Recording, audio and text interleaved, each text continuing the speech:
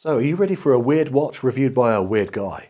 I'm Dan, Watch Me with Watches here, and today's video is about a NOVE Atlantean. What a crazy watch. You'll see why. I like to not take myself too seriously, especially when I'm reviewing watches. So I hope you enjoy my take on this little beast. Massive beast. Yeah, it's a bit of fun. Some of you are going to love the watch, some of you are going to hate it. I hope both camps just watch this whole video and enjoy it. Stick with me and I'll cover as much as I can and keep it light-hearted, guys. So let's get the stats and specs done and I'll see you after that.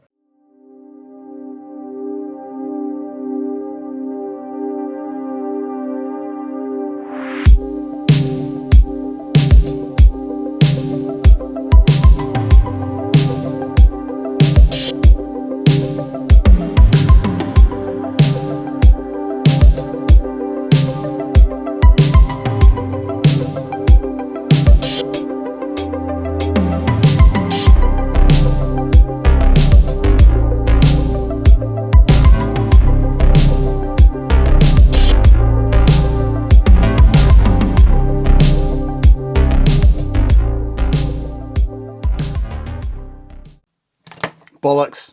Okay, if you're still here, there's probably two reasons why you're still here. One is you do like this watch and you want to find out more. Or two, you just like me and you like to hear my voice. I thought I was going to absolutely rinse this watch. And what do I mean by rinse is destroy it, hate it, and just this would be a slandering video. There's going to be a bit of that. I mean, I thought I was going to just laugh at this watch and not be able to find anything to like about it and just be really mean. And I thought, no. I've got to look at this objectively. Obviously, my opinion on this watch is going to be personal because I don't like it. There's elements of it I don't like, but there are elements I do like, and that's what we're going to discuss here. So as you can see on my 7¼ inch wrist, this is a big watch. But you know what? I'm so used to reviewing tiny little watches on this channel. I thought it's healthy for me to have a bit of variety and show you things that are bigger. I know this looks like something you'd get in the Invicta catalogue,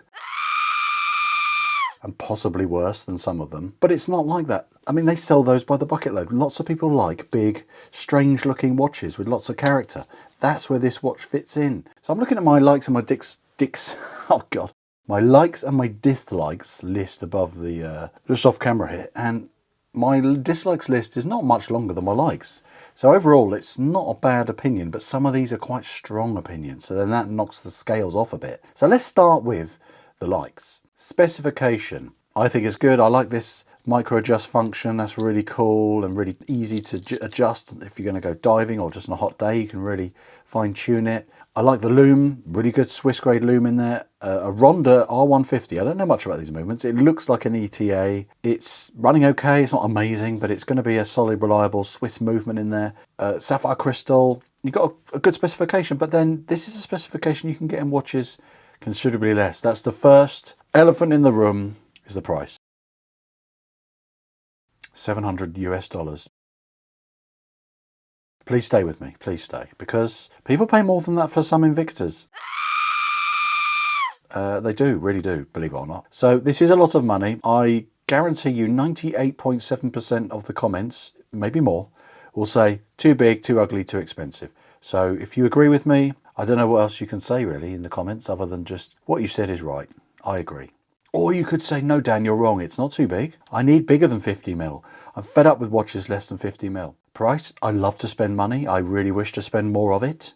The more the better. Please take my money. And the looks. I like something with a relatively small dial in relation to an enormous watch. Huge bezel. Dial dominated by inner loomed numbers in there, and it's almost illegible because of the dead sea creature shell dial. And to add insult to injury, a cyclops, just to make it even more ugly. But someone's going to go, Dan, you're totally wrong. It's the most beautiful watch I've ever seen. And I would say, maybe you're right, maybe you're wrong. This is all down to opinions. You're here to hear mine, and I'm trying to be objective because objectively, this is a very well-made watch. It is so smooth, all the fit and finish, the brushing, the nice PVD coating, the unscrewing and pop of the crown, the winding action of the crown, the way it just pops in and threads so easily, it catches beautifully. The awesome, look at this is the main reason why you're here, I reckon. This, you release this locking mechanism, you turn this, oh look at that, how cool is that? Oh, slippery fingers. That turns instead and it's bi-directional. So clever, I like that. And then you lock it in, it doesn't move anymore. Really cool. And obviously no alignment issues there. Really clever, different, never seen that before. Oh, by the way, if you don't like this black PVD finish, for about $10 less, you can have it just with the brushed and polished stainless steel finish. So if you don't like the black, I prefer the look of the stainless steel one, to be honest. This is the one they kindly sent me. I like this abalone dial. I didn't realise, just check out this disgusting image here.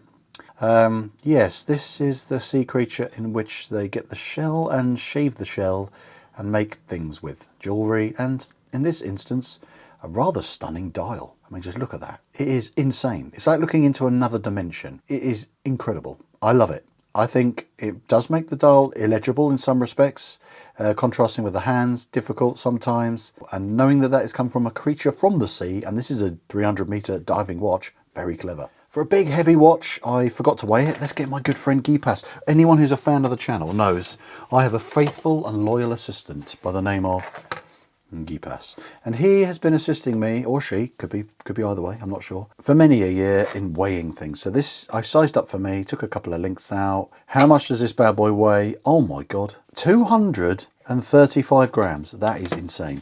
For me, a good sports watch or even a dive watch, less than 200, 150 ideally. Normally a 40mm Submariner-esque style watch is about 150, 160. 235, that is some serious heft, but it's comfortable. It does actually wear really well for a big watch, and a heavy one at that. Another like is the loomed elements. The loom on this is insane, but there is a massive elephant that's crept back in the room. You know what it is? The hands. The hands last half the amount of time as everything else, and that is a unforgivable fail in my eyes. Just me, because if you can use this diving, what's the thing that you use for timing? Is it the bezel? Is it the hour hand? The most crucial thing is the minute hand. And the minute hand on here, the loom is not thickly enough applied, so it's not good enough. 10 minutes is about as good as it is. Still legible, but everything else is glowing at least twice as strong after 10 minutes. So I'm not very impressed with that, unfortunately. Sometimes this bezel action, even though you unlock it fully, it doesn't go any more than that. There's a little bit of wiggle. Sometimes it feels a little bit like that. It's a bit stiff and then it frees off. It's like the gears are engaging, but then most of the time it is totally fine. Also, there's sometimes movement. See that? I'm moving the bezel there, left and right. Nothing's engaging, see? And nothing's moving. Then it starts to move. I think it's just a characteristic of that mechanism in there, but a little bit weird. But I think we're getting a theme here. This is a weird watch. For this price, I'm not that impressed with push pins, but they came out and back in very easily. Really easy to size this bracelet up. I like to have something a bit more fancy if I'm going to be sizing my bracelet up for this kind of money. So where does this fit in? If you want something that's big and weird, Swiss made, with a gorgeous crazy dial and very quirky mechanism and things like that, you'll love this. It's very gadgety, it's fun, it's different, it definitely draws attention, but does the other weird stuff contrast too strongly away from all those positives? But that's down to you guys, because it's weird, quirky, a bit like me, not everyone likes me, a bit like this watch. So would I recommend this NOVE? Personally, if you are me, I wouldn't buy it. But I'm not saying don't buy it. I'm saying this one is just not my taste. But I still believe it's fair to share this kind of thing with you, because otherwise this watch channel will only ever show the same old thing. You know, it's fun sometimes to review something totally different, totally out there. And I felt more motivated and excited about reviewing this watch because it is different. It's fun to find something that's got, you know, aspects about it which I've not seen before. And that's why it's fun to share that with you. And I think if you're in the market for something that offers something different and unique, that's where the NOVE is a winner. How about you stick an old thumbs up to this vid and drop us a comment. I'd love to hear what you think about this watch, or just me in general, the channel and everything and all that jazz. Any ideas? See you in the next one. Bye for now.